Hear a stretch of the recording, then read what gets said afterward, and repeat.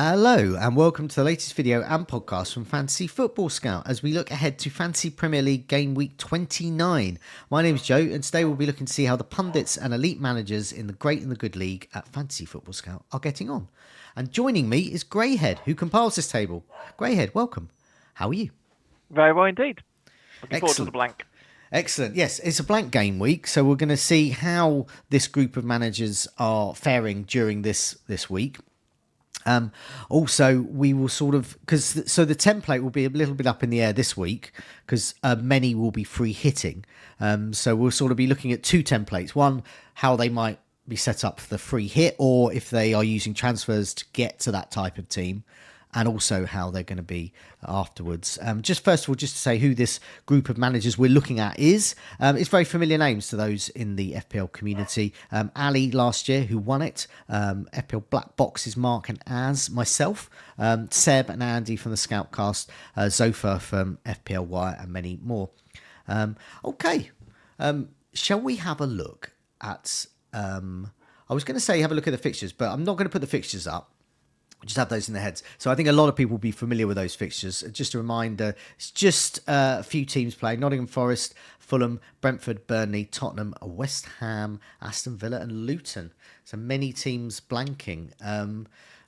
So it's quite a tricky week to predict, but in terms of how they're going to do. But I suspect many of the teams are going to be quite similar. But anyway, let's have a look at the table so far. What's been the theme of Game Week 28? Game week 28 it was a game of two halves, very much like the Bournemouth losing game in midweek. So but overall, Tom Freeman was a star. He did really well. He got 92 this week, so that was a cracking performance from him. He did take a hit, but he had a double strike force of Bournemouth players. So we obviously had Solanke, but Semenyo as well, and he was the only one to have him. So that came really good for Tom. So Excellent stuff. Okay, yeah. I mean, I noticed he got a rank boost of nearly 180,000. So his overall ranking is 119,000. The last time I did a show with him, he was about 300,000. So that's absolutely huge. FPL Guns, Ali, who won it last year. Where he is in the rankings, it was actually a pretty good green arrow for him. He got 64 points, took a -8, Captain Morris, so everything on paper went wrong.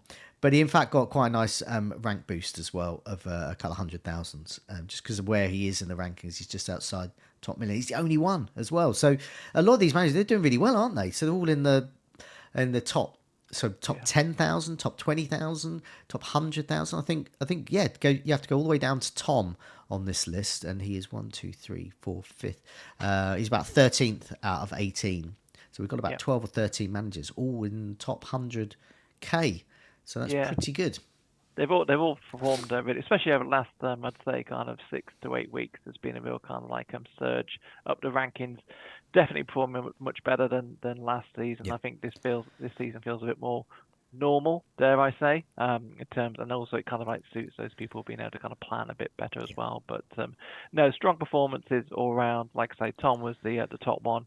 Very good differential picks, and that's, as you said, it's really shot him up because he was outside the 300,000 mark a couple of weeks ago, but he brought people in like Ollie Barkley as well, and Ben White's there, who's turned into a bit of an assist machine. So he's done really well indeed. Other things this week, Andy North's FPL mode from Scoutcast. Yeah, he played his much criticised sometimes a wild card, so he had a fairly good boost off the back of that as well. And we even had a couple of triple captain chips played as well. So we had Marco and also John Ballantyne played it. Okay, well, we'll have a look at the transfers because this might tell us. I mean, I think a lot of this group are going to be free hitting.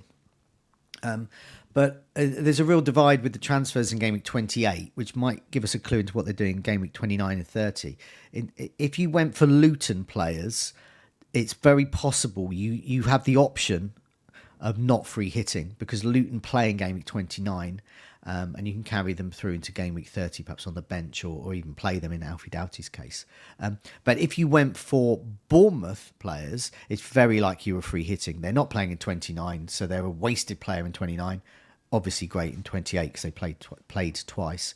And of course, they do well from game week 30 onwards. So you might actually be thinking, oh, I'm not going to wildcard them if you've still got that as well. So yeah, we've got that divide there. So looking down the list here, I guess one of the big things is it's not just those that went Bournemouth and Luton in that divide with free hitters. It's which Bournemouth they went to. And there was one of the big stories this week, wasn't there, around the Bournemouth defender choice.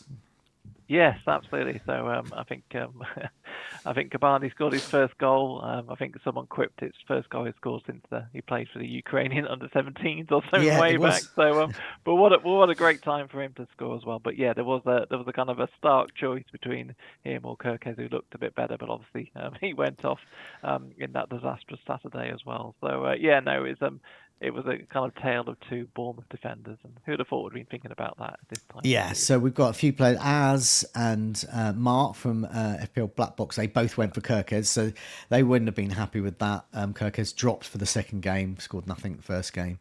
And then many, myself included, got Zabani. I did not expect, as many people were saying, the goal from Zabani. When it came up on Twitter, I think it was, I saw that he'd scored. I'm just like that. I mean, that's a win the lottery move, because as you said, he's not known for his goal scoring.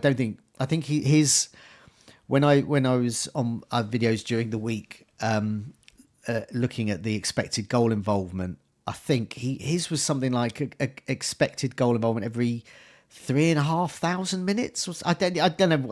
Can't even count that up.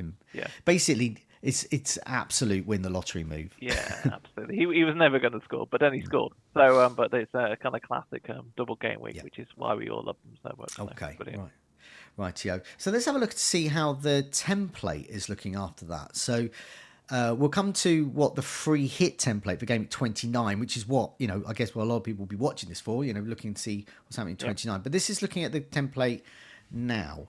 So this is what people are either going into game week 29 with, or they're looking to sort of re-emerge in game week 30. So do you want to just go through this and see what the sort of notable changes are? Yeah, no, I mean, as you kind of would expect, I mean, the notable change this week was that obviously the Bournemouth players came in. So Neto and Zabani, as we mentioned before, they kind of came into the template, just people are paying for the double. But no, I mean, and like I say, there's going to be a split now in terms of whether or not people are going to kind of free hit or whether or not they're going to try and work their way through it. I think what's happened over recent weeks, it's been fascinating to see, is there's been a real tide change, because I think when we spoke about it maybe a few weeks back, we were kind of saying people are going to try and navigate their way around it. But as more kind of injuries and things have happened along the way, so, Richarlison, that sort of thing, it's just, I think more and more this group are actually going to free hit. So I think actually the majority will be there. I can only really see the likes of Zophar and maybe Seb, who are kind of trying to, I'm fairly confident, will try and navigate their way around it. So they'll be looking to make kind of small tweaks to their team, and obviously bring in maybe kind of a Villa player, Spurs player, something like that. Okay, so just to go through this list for those listening on the podcast version, we've got Neto in goal as the most popular as of 28. He's got 50% ownership, but Areola there with 2/3 ownership. So Areola will be the main one to come in there. Gabriel, 94% ownership amongst this group of managers. There's 18 managers in this list. Doughty with 2/3 of teams. Zabani's in just over half. Then also on the bench and defenders, Porro. So he's come in, gives you the option of not free hitting. He's in getting on for 40% of teams. Saliba is in just over a quarter of teams. Meanwhile, in the midfield, we've got Saka pretty much in all teams, 94% teams. Son pretty much in all teams, just getting on for 9 out of 10 teams there. Palmer, similar, 83%. He'll probably go up. Foden, 83%. He could go down. Watkins, 100% of teams, but does have possibly an injury, may not play in 29, but is a safe player now on. But Villa's We'll come to Villa's fixtures in a sec. Solanke in pretty much all the teams, 94%, and Haaland just in 2/3. So some people would have moved him on for Morris, perhaps. Meanwhile, also to mention is Garnacho is in just over a quarter of teams, and he's going to be an important player, I think. So how do you think this template's going to change? I'll give my views in a sec. Yeah, no, I think you're right there. Just to kind of pick up on, longer term, Garnacho is going to be an important player because, especially when we start to prepare for kind of doubles further on the line in terms of game week 34, because he's quite a good cheap enabler. Very funny you mentioned Haaland there. He was actually the most popular transfer out this week, so kind of shows the kind of like how people did get affected by the double and the blank piece as well. But yeah, no, I think going forward. I think we'll probably see the likes of Tony probably come in. I'd imagine he'll be a popular pick, even if you're free hitting and not free hitting. I think he's one of the ones that looks one of the best bets this week. And then I think in midfield, I think you'll see the likes of Jared Bowen and also Maddison will join Son in those ranks as well. So I think those will be the kind of the key picks. And then I think it's a bit of a lottery. I think in defence, that's going to be the most difficult bit in terms of whether or not you're free hitting or not, who to go for in defence, because I can't see many clean sheets. So, I mean, how I think this is going to change in Game Week 30, because Game Week 30, so those without Haaland are gonna risk it without him in Game Week 30 against Arsenal. So that's probably fair enough. But they're going to want to get him back in Game Week 31 against Aston Villa. So immediately, those without Haaland, the 2/3 of these managers without Haaland, are thinking Game Week 31, I've got to get Haaland out. They're also looking at the fixtures in Game Week 30 and going, oh my Lord, Liverpool at home to Brighton. Oh my Lord, Chelsea are at home to Burnley. Oh my Lord, Tottenham are home to Luton. So anyone without Son, Palmer, which is most of them so far, but more importantly, Salah. So they're going to want to keep Son. They're going to want Palmer. They're going to want to keep Saka because Arsenal play Luton in Game Week 31, then Brighton, then Aston Villa. So Foden's going to make way, I think. And I know he is for me. And I've already got the money in the bank to do Foden to Salah, and I'll probably captain Salah. And I think a number of this group will think of doing that as well. So they're going to go Game Week 30, got to get Salah. Game Week 31, got to get Haaland. And wildcards could be used 30-31 in order to achieve those moves, I think. Yeah, that's an interesting one. So I think there's going to be a split there in terms of whether or not they wild card 30-31 to bring in those heavy hitters, as you rightly said, or whether or not they hold off and try and get their way to 34. Obviously, with the fact that there's going to be the double there, and you're going to want to stock up probably what it looks like it's going to be Man United, Newcastle type players, and then your wild card later on. But now there's an awful, just going back to FPL modes. Wildcard, he's almost like left 13 odd million in the bank to do exactly as you said. Yeah. So he's going to look to bring Salah in 30, then Haaland in 31, and he's already got that mapped out, which is great if all things stay equal. But we all know injuries, everything could go wrong along the way as well. But I think they will be they'll be the popular moves as we go into the next couple of weeks. Yeah, I mean, when I looked at Andy's wildcard last week, I actually praised it because it was quite well set up for 28 and 29, and as you said, he's messed all that money in the bank. So the moves I've just talked about, he's already got the money to do that as well. And you mentioned Garnacho as well. If Manchester United get a double in 34, he will be very popular. I suspect he will be in at least 90% of these teams. But also Newcastle assets. And in Newcastle, I've got West Ham at home, then Everton at home, Fulham away, then Tottenham at home. It's a good run of fixtures. I'm also, for me, Game Week 31, I'm thinking of Watkins to Isak. Watkins has a tough fixture against City. Isak, I think, is good, and he could double as well. He's clearly the main man. Wilson's out. Yeah, that's going to be a really big decision. So you've mentioned two players there, Foden and Watkins.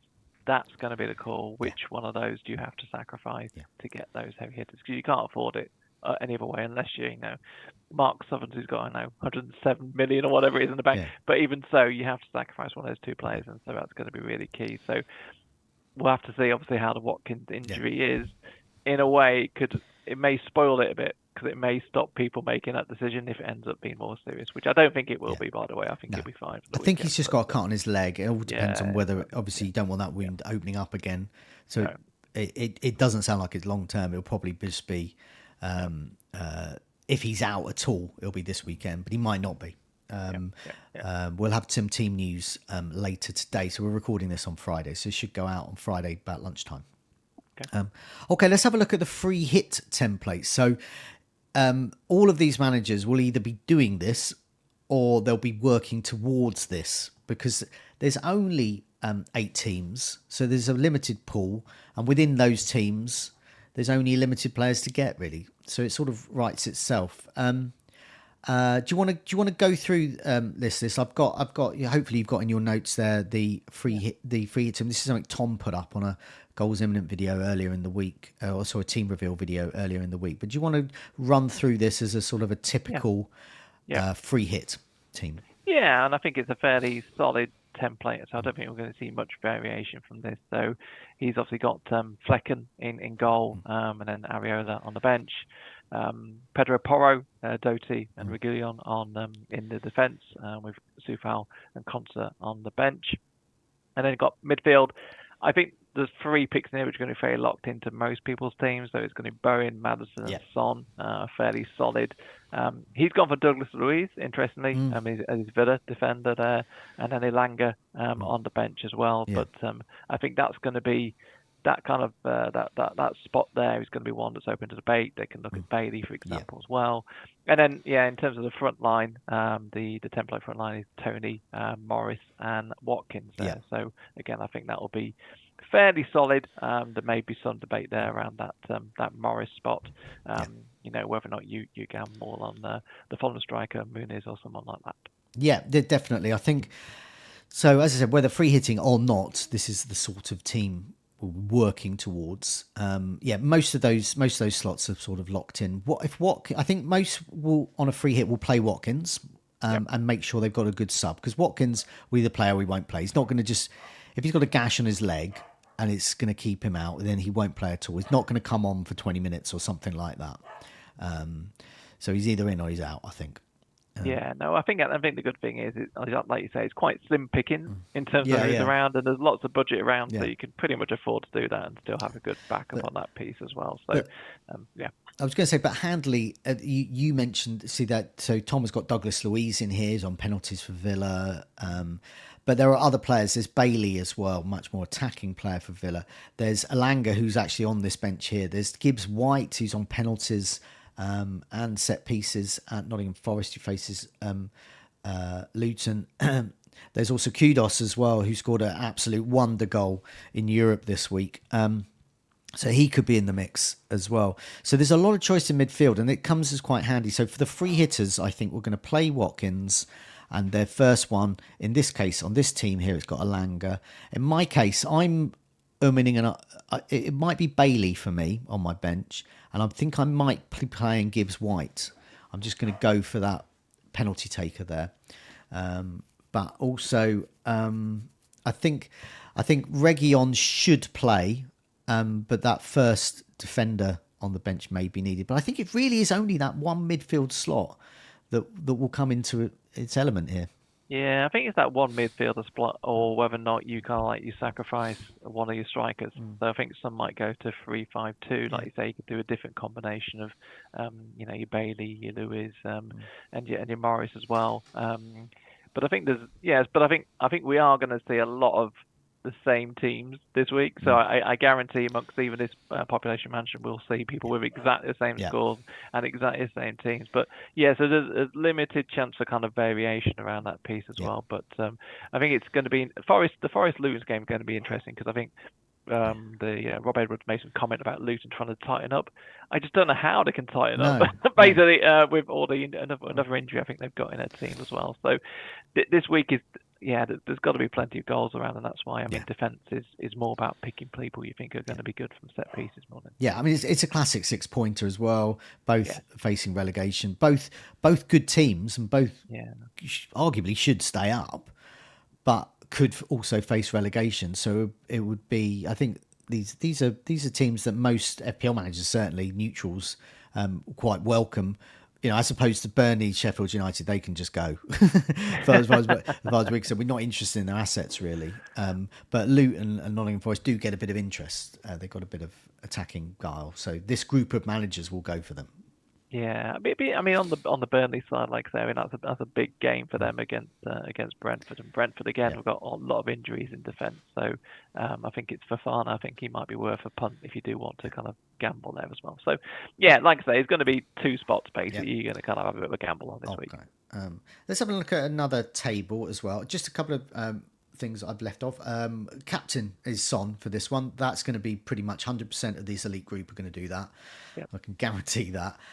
Also, just a reminder, do press that like button if you like our content, and also do subscribe so you can keep up to date with our latest videos and podcasts. And check out Fantasy Football Scout for members offers as well to help you climb up your mini leagues.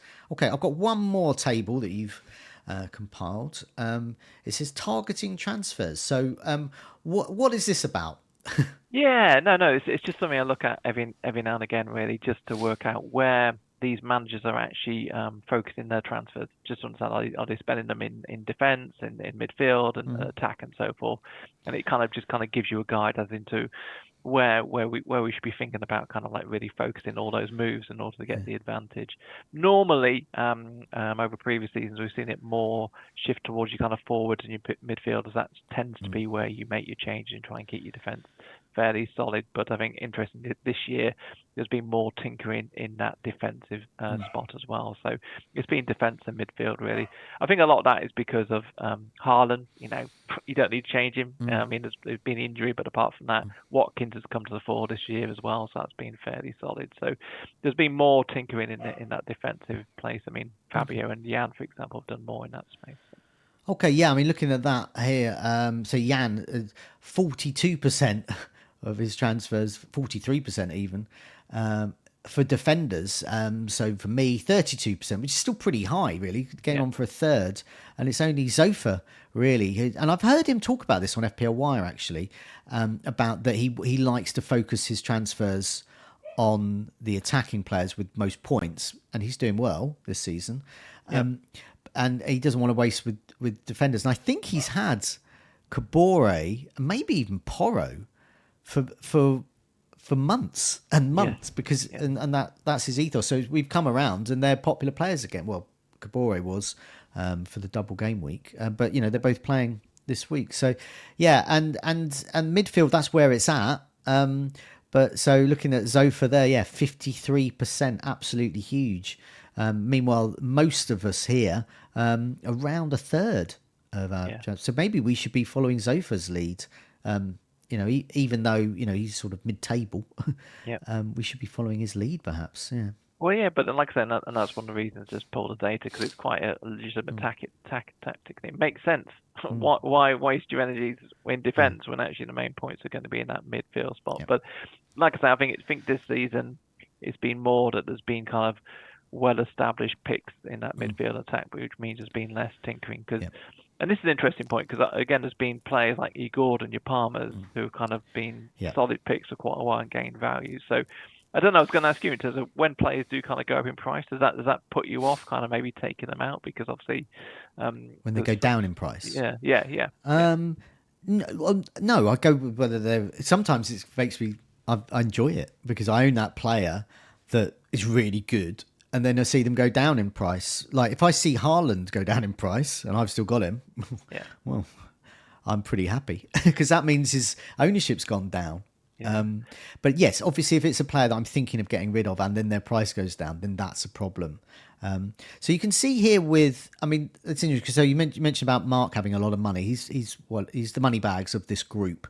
Mark Southern's FPL Blackbox. So he obviously defenders. There's been a lot of fluctuation. He is, nearly 30, just over 38% of his transfer has been defenders, about a third midfield, so that's on par, but only 16% for forwards. So he's kept hold of them, and that shows that there's been a lot of forwards that have been scoring, and he's sort of kept hold of them through any price changes, even though he likes to follow the money. But 16% is pretty low. I mean, I've a quarter of my transfers have been forward, so I've been chopping and changing there, but he has kept hold of him. So, for example, if he gets like Darwin Núñez in, he's more likely to keep him. Those sort of upside players, and ignore whether they go up or down or not. But yeah, it is interesting to see, because we should all be following Zophar's lead, Yes. but we're not.